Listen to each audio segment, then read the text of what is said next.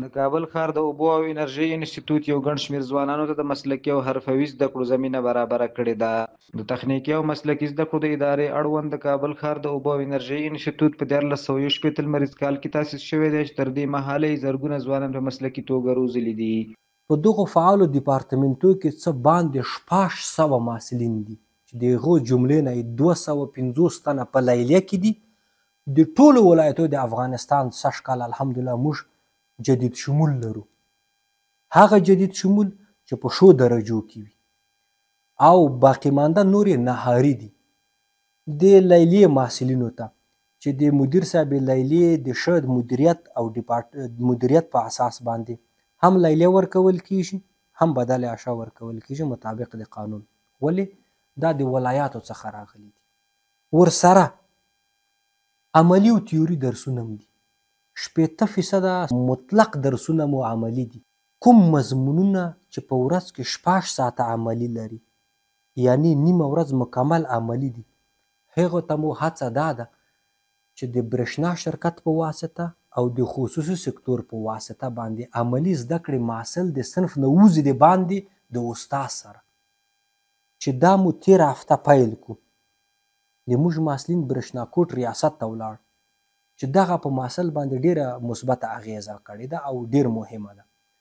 ورسره تیوري درسونه دي. تیوري درسونه مو اکثریت په پروجیکتور او په ایل سی ډي کې دي. تاسو به کمپیوټر لپ لیدلی وي، تاسو به مختلف صنفونه لیدلی وي چې هم ایل سی ډي ورته نصب ده او هم پروجیکتور ده.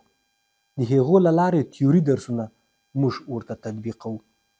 شنې ساحې دپاره ډېر زیات کار سوی ده. د اوبو دپاره مدیریت د اوبو دپاره ډېر زیات کار سوی ده. اکثریته شعبات چې تاسو دلته وینئ دی موږ انرژي قابل تجدید یا د سولر د برق نه استفاده کوو چې مصارف د برق په دولتي اداراتو کې حد اقل د موږ په انستیتوت کې چې مسلکی کسان ټولنې ته وړاندې کوو باید 0 ته راټیټ کړو. 2 سال دیگه را میخوایم که ادامه بدیم، چی دولتی باشه چی شخصی باشه واسه توان ما. چون امیر رشته را انتخاب کردیم، حالا که امیر رشته قدم موندیم باید دیگه به مسیر خود ادامه بدیم.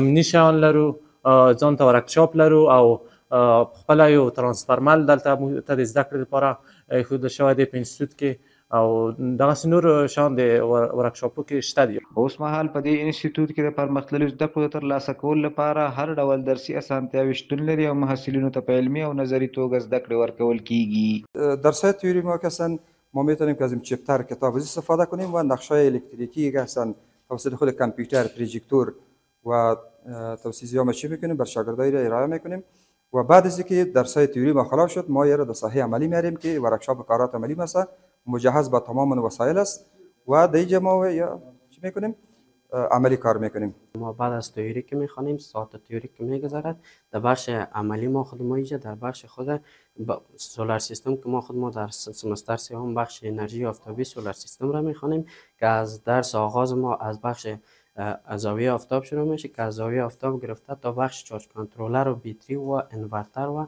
بخش های پارامترهای سولار و پارامترهای بیتری تمام ما کاملا عملی درس میخوانیم. تست های پارامترهای سولار سیستم که ما تست میکنیم فضل خدا تسترهای زوده داریم و برای محصلین هر بخش تست میکنیم و در بخش کارات عملی در بخش انورتر، در بخش چارج کنترلر، در بخش بیتری، در بخش سولار سیستم اینا را به شکل عملی و سر هر محصل عملا کار میکنیم. مسلسل چطور وصل میکنیم، موازی بیتری چطور وصل میکنیم، انورتر چطور وصل میکنیم، یک سیستم چطور میتونیم رند بکنیم و عملا دخالت میکنه محصلین و ما برشان عملی یاد میدیم و خودشان میتونه بسته‌کاری بکنه. د دغه انسټیټیوټ مسؤلین د تولیدي فابریکو او خصوصي شرکتونو څخه غوښتنه کوي چې د بهرنیو هیوادونو د اتباعو پر ځای د هیواد د انسټیټیوټونو فارغ شوي ځوانان په دندو وګماري.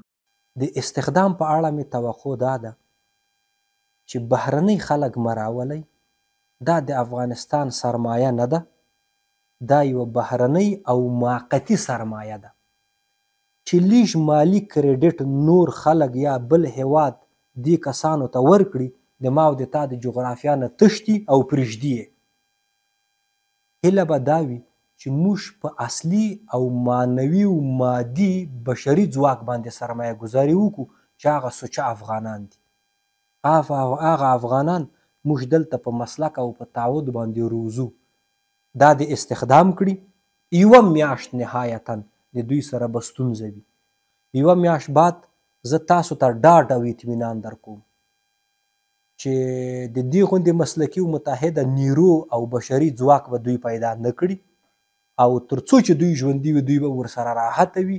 افغانان او د تخنیکي او مسلکي زده کړو د چارو نه چې څوک فارغېږي دا د استخدام کړي، هم به آینده روغه وي، هم به متحد وي او هم به په هغه برخه کې انشاءالله ډېره فعاله خپله ونډه ثابته کړي. د یادونې وړ ده چې تخنیکي او مسلکي زده کړو ادارې له لوري په بېلابېلو انسټیټوټونو کې د هر ډول حرفوي او مسلکي زده کړو ښه زمینه برابره ده چې د ټولنې د اړتیاوو وړ کسان روزي چې د کار د بازار اړتیاوې تر ډېره پوره کړي دي.